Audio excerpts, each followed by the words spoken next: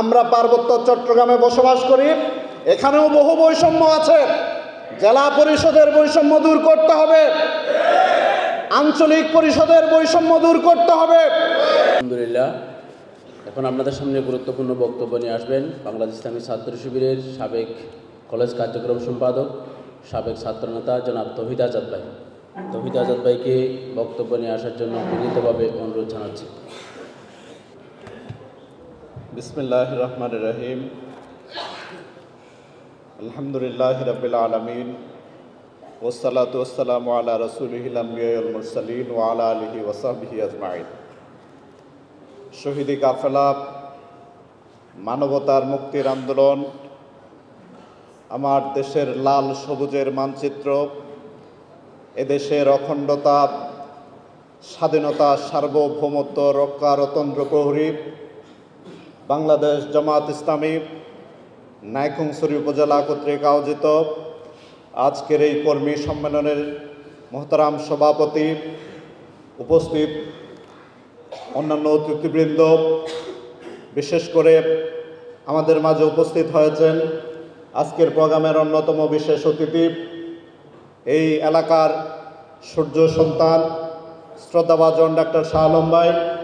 আমাদের মাঝে উপস্থিত হয়েছেন কক্সবাজারের জনপ্রিয় নেতা, জনপ্রিয় নাম বাহাদুর ভাই, নাইক্ষ্যংছড়ি উপজেলার পরিষদের জামাত ইসলামীর মনোনীত প্রার্থী রফিক বসরি ভাই সহ অন্যান্য দায়িত্বশীল ভাইয়েরা, আমার প্রাণপ্রিয় উপস্থিতি, আসসালামু আলাইকুম ওয়া রাহমাতুল্লাহ।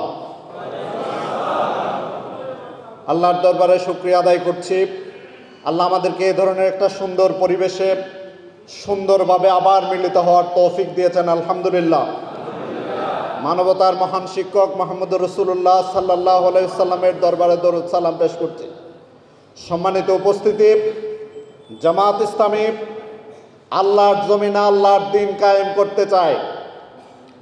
জামাত ইসলামী মানুষের ধারে ধারে দ্বীনের দাওয়াত পৌঁছে দিতে চায়।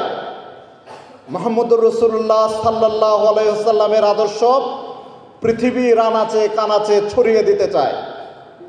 আমরা যারা এখানে উপস্থিত হয়েছি, এই মিশন নিয়ে, এই ভিশন নিয়েই জামাত ইসলামীর পতাকা তলে আবদ্ধ হয়েছে। জামাত ইসলামীটা তৈরি হয়েছে মানুষের মুক্তি নিশ্চিত করার জন্য। জামাত ইসলামীর প্রতিষ্ঠাই হয়েছে পৃথিবী থেকে সমস্ত বৈষম্য দূর করে দেওয়ার জন্য। জামাত ইসলামীর প্রতিষ্ঠাই হয়েছে মানুষের অধিকার নিশ্চিত করার জন্য। আমরা যারা আজকে এখানে উপস্থিত হয়েছি, আমরাও এই পৃথিবী থেকে সমস্ত অন্যায়, অনাচার, অবিচার, সমস্ত জুলুম, নির্যাতনের মূলোৎপাটন করে আল্লাহর জমিনে আল্লাহর দ্বীনকে প্রতিষ্ঠা করতে চাই, ইনসাফ ভিত্তিক একটি সমাজ প্রতিষ্ঠা করতে চাই। আমরা যারা এখানে উপস্থিত হয়েছি, আমাদের এলাকার মাঝেও যে সমস্ত বৈষম্য আছে, আমরা চেষ্টা করব সমাজের প্রত্যেক স্তরে, প্রত্যেক শ্রেণীতে যেই সমস্ত বৈষম্য চালু আছে, সমস্ত বৈষম্য দূর করে একটি ইনসাফের সমাজ প্রতিষ্ঠা করার জন্য। আমরা পার্বত্য চট্টগ্রামে বসবাস করি, এখানেও বহু বৈষম্য আছে। জেলা পরিষদের বৈষম্য দূর করতে হবে, আঞ্চলিক পরিষদের বৈষম্য দূর করতে হবে। এখানে উন্নয়ন বোর্ড আছে, উন্নতি অগ্রগতির কেন্দ্রবিন্দু। উন্নয়ন বোর্ডের বৈষম্য দূর করতে হবে। জাতি শ্রেণী ভেদাভেদ না করে গ্রহণযোগ্যতার ভিত্তিতে, জনসংখ্যার ভিত্তিতে একটি ইনসাফ ভিত্তিক সমাজ প্রতিষ্ঠা করার জন্য, সমাজে শান্তি প্রতিষ্ঠা করার জন্য বৈষম্যহীন বাংলাদেশের কোনো বিকল্প নাই। যারা এই ধরনের জুলুম, নির্যাতন এতদিন পর্যন্ত করে এসেছিল, তারা মিথ্যা যেভাবে পালিয়ে যায়, সেই চিরন্তন সত্য অনুযায়ী তারাও এই সমাজ থেকে পালিয়ে গেছে। পৃথিবীর ইতিহাসে এটা বিরল, একসাথে এতগুলো পার্লামেন্ট মেম্বার, সরকার প্রধান সহ সবাই একসাথে পালিয়ে যাওয়া, এটা একটা আশ্চর্যজনক ঘটনা। তারা আবার ফিরে আসার স্বপ্ন দেখছে, শট করে চলে আসবে।